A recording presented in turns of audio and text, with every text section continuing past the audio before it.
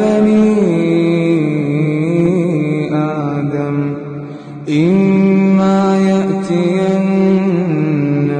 رسل منكم يقصون عليكم آياتي فمن اتقى وأصلح فلا خوف عليهم ولا هم يحزنون.